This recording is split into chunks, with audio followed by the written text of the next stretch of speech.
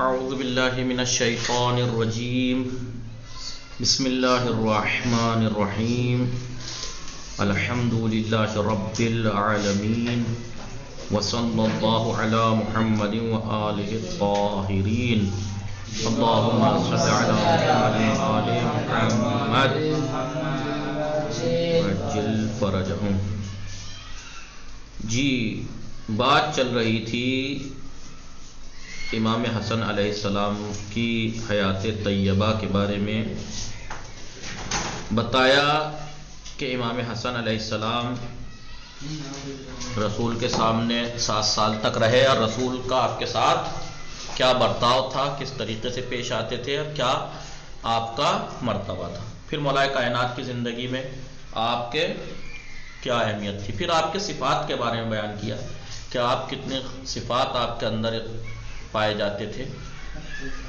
پھر آپ کی خلافت کے بارے میں کہ آپ کو خلافت جب ملی تو ایسے ماحول میں ملی جو وہ پرآشوب ماحول تھا، ٹھیک ہے، لہذا آپ نے لوگوں کو جمع بھی کیا، اپنے حکومت کی زمامداری امور کو سنبھالا، اور دوسری طرف کیونکہ معاویہ جو سرکشی پہ اترا ہوا تھا، سخت دشمن تھا وہ اہل بیت کا، رسول کا، اور باغی تھا وہ اس کے خلاف آپ نے لشکر کو بھی آمادہ کرنا شروع کیا۔ اور آپ کو کل بتایا کہ کوفے کی گلیوں میں منادی نے جب آواز دی، پھر آپ اس کے بعد لوگ جمع ہوئے، تشریف لے گئے، اور آپ نے کہا کہ آپ سب لوگ نخیلہ کی طرف جاؤ، تو مجمع خاموش ہو گیا۔ خاموش ہوا تو حاتم طائی کے بیٹے حاجر بن ادی نے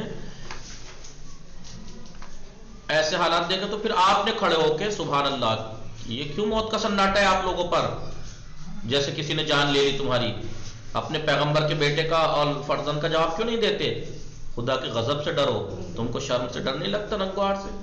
لہذا پھر آپ امام حسین کی طرف امام حسن علیہ السلام کی طرف متوجہ ہوئے، جناب حجر اور کہا میں نے آپ کی باتوں کو سنا اور اس کی بھلے بجاوری کے لیے حاضر ہوں، میں بالکل حاضر ہوں۔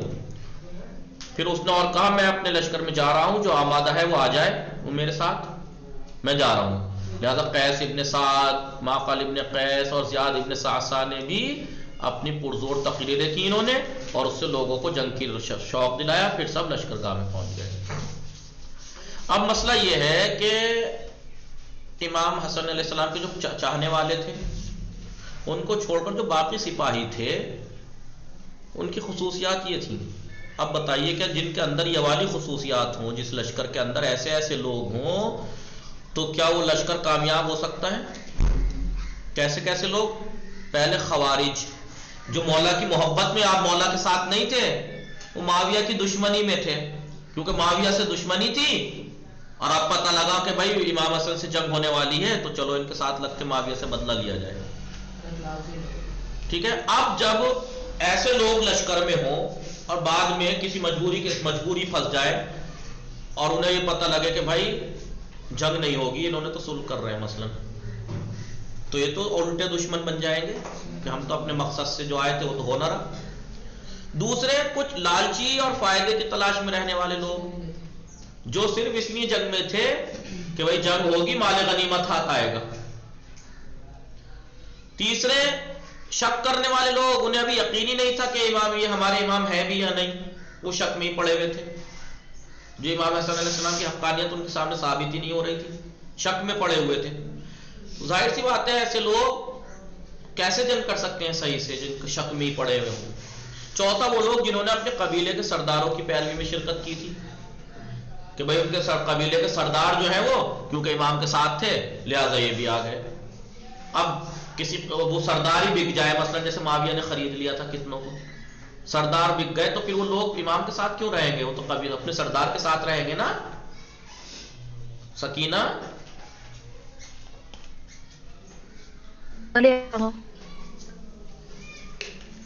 جی لہذا یہ خصوصیات تھیں آپ کے لشکر میں جو فوجی تھے. خوارج جو صرف معاویہ سے دشمنی اور اس سے جنگ کرنے کے خاطر آئے تھے، نہ کہ امام کی طرفداری کے لیے. دوسرے حریص اور فائدے کی تلاش میں رہنے والے لوگ جو مادی فائدہ اور مال غنیمت کی وجہ سے حاصل کرنے والے تھے. تیسرے شک کرنے والے اور ڈاماڈول جو تھے وہ اس ارادے کے لوگ تھے جن پر ابھی تک امام حسن کی حقانیت ثابت نہیں ہوئی تھی. وہ شک میں تھے کہ یار یہ ہیں بھی، مانے نہ مانے انہیں. ظاہر ہے کہ تب نارمل طبعی طور پر ایسے افراد میدان جنگ میں اپنی جانثاری کا ثبوت نہیں دے سکتے تھے. کیوں؟ جب میں ابھی شک میں ہوں کہ میں ان کو اپنا بڑا مانوں نہ مانوں، تو جب بڑا مان لوگے کہ بس میرے جو کچھ ہے یہی ہے، یہ میرے امام ہے، جینا ہے تو ان کے سائے میں مرنا ہے، تو پھر انسان جانثاری کا ثبوت پیش کرے گا. اگر یار ان کی راہ میں مر بھی گئے تو جنت ہے، جنت ہے، تو آدمی بالکل جانثاری جان پہ کھیل کے لڑے گا، آخر تک لڑے گا. لیکن جب اسے یقینی نہیں ہے، بولے چلو لڑ لو، ہوگا ٹھیک ہے، لڑ لیں گے ٹھیک ہے بس، لیکن جیسے ہی کوئی وقت پڑے گا تو وہ ساتھ کیوں دیں گے؟ کیونکہ وہ شک میں مان ہی نہیں رہے اتنا بھی. چوتھے وہ لوگ جنہوں نے اپنے قبیلے کے سرداروں کی پیروی میں شرکت کی تھی. ان میں کوئی دینی تحریک نہیں تھی کہ دین کی وجہ سے لڑنے آئے تھے، نہیں. اب یہ سوچیے آپ، امام حسن نے لشکر کے ایک دستے کو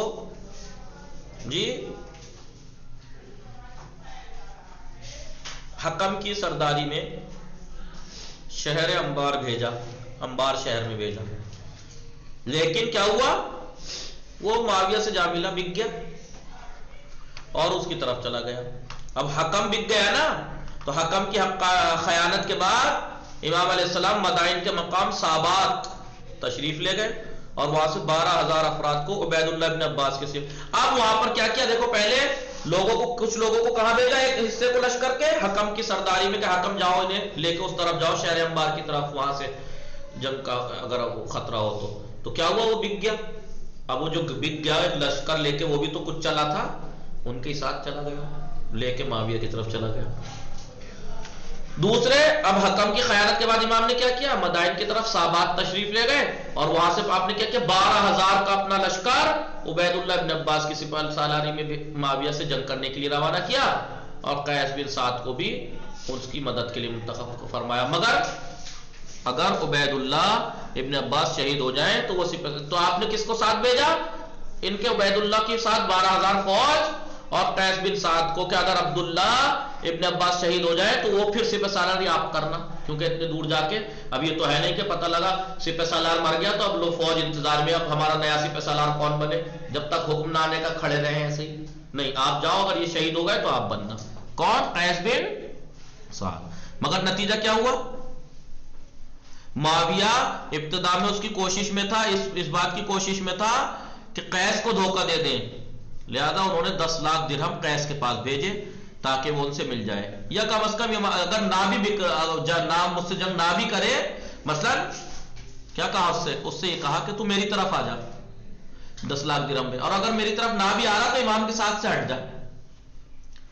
یہ معاویہ ابتدا میں اس کوشش میں تھا کہ قیس کو دھوکہ دے دے، لہذا اس نے 10 لاکھ درہم قیس کے پاس بھیجے تاکہ وہ اس سے مل جائے، یا کم از کم نہ ملے مجھ سے، کم سے کم امام حسن سے الگ ہو جائے. لہذا قیس نے اس کے پیسوں کو واپس کر دیا اور جواب میں کہا تم دھوکے سے میرے دین کو میرے ہاتھ سے نہیں چھین سکتے. تو اب یہاں تو اسے کامیابی ہاتھ لگی نہیں معاویہ کو، لیکن کیا کیا اس نے؟ عبید اللہ ابن عباس صرف اس پیسے کے وعدے پر دھوکے میں آ گیا اور راتوں رات اپنے خاص افراد کے ایک گروہ کے ساتھ معاویہ کی طرف بھاگ گیا. عبید اللہ ابن عباس بک گیا. اب بتاؤ، جو 12,000 کی سپہ سالاری لے گیا ہو، 12,000 کا لشکر ہو، اس میں سے مین لے گیا اپنے افراد. صبح سویرے لشکر بغیر سرپرست کے رہ گیا. قیس نے لوگوں کے ساتھ نماز پڑھی اور اس واقعے کی رپورٹ امام کو بھیج دی. تو بتاؤ، پہلے حکم کے ساتھ بھیجی، پھر وہ بک گیا. قیس کے بھیجی، کیا کہتے ہیں، عبید اللہ ابن عباس کے، یہ بک گیا. تو بتاؤ، جس لشکر میں ایسے ایسے لوگ ہوں تو وہ امام کیسے جنگ کر سکتے تھے؟ کیسے جنگ کر لیتے جب امام ہی کے قتل کے اوپر تیار ہو گئے ہوں لوگ؟ قیس نے بڑی بہادری سے جنگ کی، کیونکہ معاویہ نے قیس کو دھوکہ دینے کے راستوں کو مسدود پایا، کیونکہ اسے پتا تھا میں نے پیسے بھی بھیج کے دیکھ لیے، سب کوششیں کر لی کہ قیس بک جائے، نہیں بکا. لہذا اس لیے اس نے عراق کے سپاہیوں کی حوصلے کو شکستہ کر دینے کے لیے دوسرا راستہ اختیار کیا. اس نے کیا کیا؟ اس نے امام حسن کے لشکر میں چاہے وہ مسکن میں رہا ہو یا مدائن میں کیا کیا؟ اس نے چند جاسوس بھیجے تاکہ وہ جھوٹی افواہیں پھیلا اور سپاہیوں کو وحشت میں مبتلا کر دیں. اس نے دیکھا بھی ایسے دھوکے میں نہیں آ رہا، اس نے جاسوس بھیج کے بس غلط افواہیں پھیلاتے رہے. اب بھائی امام نے یہ کر دیا، ارے تمہیں نہیں پتا یہ ہو گیا، وہ عبداللہ اس تو اتنے دینار میں بک گیا، اب سنا وہ بھی بک گیا. بس جھوٹی خبریں پھیلا کے لشکر میں شک میں ڈال دیا اور وحشت میں مبتلا کر دیا. مقام مسکن میں، مسکن ایک مقام ہے، وہاں پر یہ پروپیگنڈا کر دیا گیا کہ امام نے معاویہ سے صلح کر لی، صلح کی پیشکش، امام نے صلح کی پیشکش کی ہے. اب لشکر میں جا کے افواہیں پھیلا دی، امام نے جو ہے وہ صلح کے لیے کہہ دیا معاویہ سے، اور معاویہ نے بھی یہ بات قبول کر لی ہے بس. اور اس کے مقابل مدائن میں بھی افواہ پھیلا دی کہ قیس بن سعد نے معاویہ سے ساتھ، مطلب وہاں پہ یہ پھیلا دیا کہ قیس بک گیا معاویہ سے، اور ادھر لشکر میں پھیلا دی کہ امام نے صلح کے لیے کہہ دیا معاویہ سے. تو جس ماحول کو اتنا پراشوب کر دیا جائے، یہ تو بہت بڑا لشکر تھا، چھوٹے 10-15 لوگ اگر کہیں رہ رہے ہیں وہاں پہ افواہیں پھیلانی شروع کر دو، یہ کر دو، سارا نظام درہم برہم ہو جائے گا، فضا ناامن والی بن جائے گی. ایسے امام کے ساتھ ہوا. اب دیکھا کوئی نہیں ہے ادھر جھوٹے، اور لوگ یقین کرے جا رہے ہیں افواہوں پہ، وہ نہیں سمجھ رہے کہ ہمارے ساتھ کھیل رہے ہیں لوگ. وہاں یہ کہہ دیا قیس بک گیا ادھر امام کے ادھر لشکر میں، اور ادھر کہہ دیا کہ وہ امام نے صلح کے لیے کہہ دیا. تو بتاؤ فوجی بہت سے لوگ کہیں گے کہ یار ان کا سمجھ میں نہ آ رہا کہ لڑ رہے ہیں یا صلح کر رہے ہیں. نہ جو کمزور ذہن ایمان کے آدمی اور کوئی بھی سوچ وہ ہوتا. ان افواہوں نے امام حسن علیہ السلام کے سپاہیوں کے حوصلے کو توڑ دیا، اور یہ پروپیگنڈے امام کے اس لشکر کے کمزور ہونے کا سبب بنے جو لشکر ہر رخ سے طاقت اور مضبوط تھا. طاقتور تھا آپ کا لشکر، ہر طرح سے طاقتور اور مضبوط تھا، لیکن اس نے ایسے افواہیں پھیلائی اور ایسے جاسوس چھوڑے. اور یہ سب کس کی کیا رہا تھا؟ معاویہ کے ساتھ بیٹھا تھا ایک کمینہ ہمارے آس، وہ کر رہا تھا، یہ دماغ لڑا رہا تھا کہ ایسا کر دے اور ایسا کر دے. لہذا اتنا مضبوط لشکر کمزور پڑ گیا ان سے، کس سے؟ افواہوں کی وجہ سے. معاویہ کی سازشوں اور افواہوں سے خارجی لوگ جو تھے، اور وہ لوگ جو صلح کے موافق نہیں تھے، بہت سے لوگ لڑنے کی آئے تھے کہ بس لڑیں، اور خوارج جو بس معاویہ سے دشمنی نکالنے آئے تھے، بس باقی کچھ نہیں.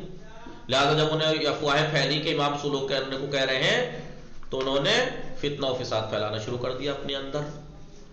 انہیں لوگوں میں سے کچھ افراد نہایت غصے کے عالم میں تھے، انہی لوگوں میں سے کچھ افراد نہایت غصے کے عالم میں امام کے خیمے پر ٹوٹ پڑے امام کو شہید کرنے کے لیے، اور اسباب لوٹ لے گئے، امام کا ساز و سامان ہی لوٹ لیا.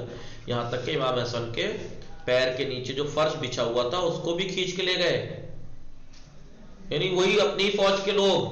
تو اب بتاؤ، جو امام اپنی ہی فوج اس کے ساتھ یہ برتاؤ کرنے لگے تو امام کیا کرتے ہیں ان کی؟ اور لوگ کہتے ہیں کہ امام نے صلح کر لی. بھائی امام نے صلح نہیں کی، امام نے بچایا جو بچے ہوئے شیعہ تھے اپنے. ورنہ امام ایسا نہیں ہے کہ جنگیں نہ کی ہوں، کہ امام تو بس امام حسن سے تو جنگ ہی نہیں آتی تھی، نعوذ باللہ. نہیں آتی تو صفین جا کے دیکھ لیجئے، جنگ صفین مولا کائنات کی جنگ میں جا کے کئی جنگیں ہیں، اس میں دیکھیے تو صحیح امام حسن کو، اور کتنے ذہین اور دور اندیش تھے آپ. ان کی جہالت اور کور دلی، اندھا دلی یہاں تک پہنچ گئی کہ بعض لوگ فرزند پیغمبر کو معاذ اللہ کافر کہنے لگ گئے اپنی فوجی. اور جراح بن سنان تو قتل کے ارادے سے امام کی طرف لپ کر چلا کر بولا، اے حسن تم بھی اپنے باپ کی طرح مشرک ہو گئے معاذ اللہ. اس کے بعد اس نے حضرت کی ران پر وار کیا، اور آپ زخم کی تاب نہ لا کر زمین پر گر پڑے. امام حسن کو لوگ فوراً مدائن کے گورنر، جی ٹھیک ہے، تو کیا ہوا؟ اور اس نے جب وار کیا تو کیا ہوا؟ امام حسن کو لوگ فوراً مدائن کے گورنر سعد بن مسعود ثقفی کے گھر لے گئے، اور وہاں کچھ دنوں تک آپ کا علاج چلتا رہا. یعنی جس امام کی فوج اتنی درہم برہم ہو گئی ہو، اور وہی فوج اپنے ہی امام پہ حملہ کر دیا ہو، لوٹ پاٹ کر دی، فرش تک پیروں کے نیچے سے کھینچ کے لے گئے، نعوذ باللہ آپ کو کافر تک کہنے لگے، تو بتاؤ وہ امام صلح کے علاوہ کیا چارہ رہ گیا تھا؟ اگر اتنے پہ بھی وہ جنگ کرتے تو بچے کچھ جو تھوڑے بہت اپنے شیعہ رہ گئے تھے وہ بھی مارے جاتے، اور امام کی جان بھی خطرے میں. اس درمیان میں امام کو خبر ملی کہ رؤسائے قبائل میں قبیلے کے جو رئیس ہیں ان میں سے کچھ لوگوں نے خفیہ طور پر معاویہ کو لکھا ہے. کیا لکھا کہ اگر عراق کی طرف آ جاؤ تو ہم تم سے معاہدہ کر لیں گے کہ حسن کو تمہارے حوالے کر دیں گے. بتائیے اپنے ہی لوگ اب کیا رئیس ان کو معاویہ کو خط لکھ رہے ہیں تو ادھر آ جا ہم امام کو پکڑ کے تیرے حوالے کر دیں گے. معاویہ نے ان کے خطوط کو امام حسن کے بھیج دیا. دیکھو وہ اتنا مکار تھا اس نے کچھ اور نہیں کیا خط امام کو بھیجے دیکھو تمہارے ہی دشمن ہیں اور لہٰذا تمہارے پاس یا تو صلح کر لو اور صلح کی خود نے صلح کی خواہش بھی ظاہر کی اور یہ عہد کیا کہ جو بھی شرط آپ پیش کریں گے اور اس میں یہ بھی وعدہ کیا جو آپ شرط رکھیں گے صلح میں وہ مانی جائے گی. تو امام نے اگر مجبوراً صلح کی بھی ہے تو صلح میں کوئی بات خود نے نہیں مانی ہے ساری معاویہ سے منوائی ہے. وہ الگ بات ہے کہ انہوں نے ایک بات نہیں مانی بعد میں توڑ دی سب لیکن قاعدتاً جو صلح کے قاعدہ قانون ہے معاویہ نے توڑے نا. ان دردناک حادثات کے بعد امام نے سمجھ لیا کہ معاویہ اور اس کے کارندوں کی خلل کے سامنے ہماری تمام کوششیں نقش برآب کے سوا کچھ نہیں ہے. پانی پر نقشے کی طرح ہیں تو کتنا بھی کچھ کر لو پانی پہ کوئی نقشہ تھوڑی کھنچ جائے گا. لہذا ہمارا کچھ نہیں. لہذا ہماری فوج کے سربراہ اور جو بڑے افراد ہیں معاویہ سے مل گئے ہیں. لشکر اور جان بازوں نے اپنے اتحاد اور اتفاق کا دامن چھوڑ دیا آپس میں اختلاف کرنے لگے ہیں. لہذا ممکن ہے کہ معاویہ بہت زیادہ تباہ کاری اور فتنہ برپا کر دے. اس فتنہ اور تباہ کاری اس کو روکنے کے لیے آپ نے مذکورہ بالا باتوں اور دوسری کیا ہے جو اوپر جو ذکر کی گئی ہیں باتیں امام کے لشکر والوں کی خصوصیات اور کیا کیا حالات پیش آئے ان تمام باتوں اور دوسری وجوہ کی بنا پر دوسری وجہوں کی وجہ سے امام نے جنگ جاری رکھنے میں اپنے پیروکاروں اور اسلام کا فائدہ نہیں دیکھا کہ میرے پیروکار اور اسلام خطرے میں ہیں. لہذا اگر امام اپنے قریبی افراد کے ساتھ تنہا مقابلے کے لیے اٹھ کھڑے ہوتے اور قتل کر دیے جاتے تو نہ صرف یہ کہ معاویہ کی سلطنت کے پایوں کو متزلزل کرنے یا لوگوں کے دلوں کو جلب کرنے کے سلسلے میں ذرہ برابر بھی اثر نہ ہوتا. کوئی اپنی جان خطرے میں ڈالنا شیعوں کی جان سب مارے جاتے خطرہ اور بچ بھی جاتے تو کتنا لڑ لیتے. بلکہ معاویہ اسلام کی جڑ کو ختم کر دینا اور سچے مسلمانوں کا شیرازہ منتشر کر دینے کے ساتھ ساتھ اپنی مخصوص فریب کارانہ روش کے ساتھ لباس اعضا پہن کر انتقام خود نے امام حسن کے لیے نکل پڑتا. پھر کیا کرتا وہ قتل کر آ کے پھر مکاریوں میں خود ہی کالے کپڑے پہن کے جیسے قتل عثمان میں کیا پہلے تو قتل کرایا ہے پھر بعد میں کیا کیا جب دیکھا کہ مولا کیا کہتے ہیں مولا کائنات کی خلافت آ گئی اور اب میرا کچھ بھلا نہیں ہو رہا تو قتل عثمان کا نعرہ بلند کر دیا اور کچھ نادانوں کو بھی لے آیا اور کوئی بہکا کہ جیسے جناب عائشہ کو لے آیا بعد میں جناب وہ اس کی مکاری نہیں سمجھی سمجھ جاتی تو نہ ساتھ دیتی اور جب سمجھ میں آیا تو بہت دیر ہو گئی تھی. کیا ان کے ہی بھائی کو محمد بن ابی بکر کو مروا کے گدھے کی کھال میں کر کے آگ لگوا دی اس نے. پھر آپ بد دعا دے رہی ہیں اسے پھر کیا کر لیتی پھر تو وہ طاقت میں تھا خود ان کو بھی ایسے ہی کرایا اس نے یعنی تو پھر یہ یہی کرتا اور کیا کرتا اپنے آپ کو اپنی حکومت کو جائز بنانے کے لیے. یزید میں اور معاویہ میں یہی تو فرق تھا. معاویہ مکار تھا ہوشیار تھا اسلام کی حکومت لیے ہوئے تھا ظاہراً اسلام ہی دکھاتا تھا سب کو کچھ بھی کرتا رہے ظاہر میں بڑا متقی وہ بن کے دکھاتا میں دیکھو مجھے تو کچھ نہیں چاہیے مجھے تو میں تو یوں کرتا تھا. لوگ اس کے ظاہر کو دیکھ کے دھوکہ کھاتے تھے. یزید بیوقوف نکلا اس نے کھلم کھلا تجھے خلافت کرنی ہے اور اسلام کے نام کی تجھے حکومت کرنی ہے اور اسلام کے خلاف سارے کام کر دے. مسجد نبوی میں گھوڑے بندوا دیے خانہ کعبہ میں آگ لگوا دی نبی کے نواسے کو شہید کرا دیا لوٹ پاٹ کی یہ کی وہ کی. اس لیے تو یہ مکار تھا معاویہ اور ہمارے آس اس کے ساتھ تھا وہ زیادہ مکار تھا وہ دیتا تھا ایسی رائے اور اس طرح فرزند رسول کے خون کا داغ اپنے دامن سے پھر وہ دھو بھی ڈالتا کہ میں نے نہیں کیا. کبھی آپ سوچ رہے ہو میں تو دیکھو عزا میں بیٹھا ہوں میں تو خود ان کے خون کے بدلے لینے کے لیے نکلا ہوا ہوں جیسے لوگ کرتے ہی ہیں. کیا کرتے ہیں سکینہ فہیم صاحب آپ نے جناب عمار کے بارے میں سنا ہے حدیث عذرا بطول رسول کی حدیث رسول نے فرمایا تھا اے عمار تمہیں باغی گروہ قتل کرے گا، تمہیں ایک باغی. اب لوگ جو ہے وہ رسول نے جب یہ فرمایا تھا اس کے بعد سے ہمیشہ جناب عمار کی طرف نگاہ رکھتے تھے کہ عمار جہاں ہوں گے وہاں حق ہوگا، جو قتل کرے گا وہ باغی ہوں گے. اب جنگ میں ایک میں شہید کر دیے گئے جناب عمار. کس نے کرایا؟ معاویہ نے. اب کھل گیا سب پہ راز کہ بھائی یہ باغی ہے، اس کا مطلب یہ حق پہ ہے. تو مکار نے پتا کیا کیا کہ بتاؤ، جیسا آج کل چل رہا ہے، بھائیوں بہنوں بتاؤ جنگ میں نے قتل کیا اسے یا جنگ میں جو لایا اس نے قتل کیا؟ جنگ میں لائے کیوں؟ علی لائے تھے، علی نے کیا قتل ہے بھائی. یہی تو یہ کیا تھا معاویہ نے. کیا کیا تھا جنگ میں؟ کہ میں توڑے لایا تھا جنگ میں، علی لائے تھے تو علی ہوئے قاتل. ٹھیک ہے،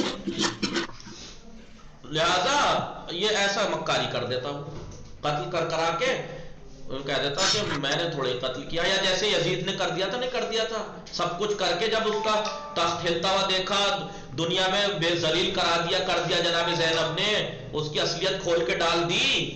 اب کیا کہہ رہا کہ وہ میں نے تھوڑے قتل کیا، وہ ابن زیاد نے کیا. اور اس کے چاہنے والے امین کمینے لوگ آج کی دنیا میں کہتے ہی ہیں کہ یزید تھوڑے نے قتل کیا. یہی کرتے ہیں. ابن زیاد پہ تھوپ دیا تھا. اس سے کوئی یہ پوچھے تیرا باپ بھی ایسا ہی اور تو بھی ایسا ہی، کہ مثلاً وہاں پہ ابن زیاد کو کیا فرشتے بنا کے چلے گئے تھے کہ تو لڑ امام حسین سے؟ تو نے بھیجا تھا فوج میں. ٹھیک ہے، لہذا اس نے کیا کیا، جب صلح کی پیشکش معاویہ کی طرف سے پیش ہوئی اور وہ امام کی طرف سے ہر شرط قبول کرنے پر تیار نظر آتا تھا، اس نے کہا میں ہر بات آپ کی مانوں گا صلح میں. لہذا بس اتنا کافی تھا کہ امام نہ قبول کرتے اور معاویہ ان کے خلاف اپنے وسیع پروپیگنڈے کے ذریعے ان کے صلح کی پیشکش کے بعد ان کے انکار کو خلاف حق بنا کر آپ کی مذمت کرتا.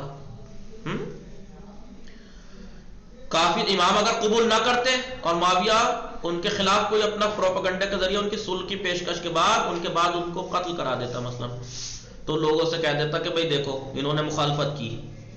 اور کیا تعجب ہے، جیسا کہ امام نے خود پیشن گوئی کر دی تھی، کیا کہا تھا کہ ان کو اور ان کے بھائی کو گرفتار کر لیتے یہ، اور اس طریقے سے فتح مکہ کے موقع پر جو پیغمبر کے ہاتھوں اپنے اور اپنے خاندان کی اسیری کے واقعے کا انتقام لیتا ہے معاویہ. اس کے باپ دادا کو ہی تو گرفتار کیا گیا تھا فتح مکہ پہ، پھر معاف کر دیا گیا تھا کہ اسلام لاؤ گے تو بچو گے.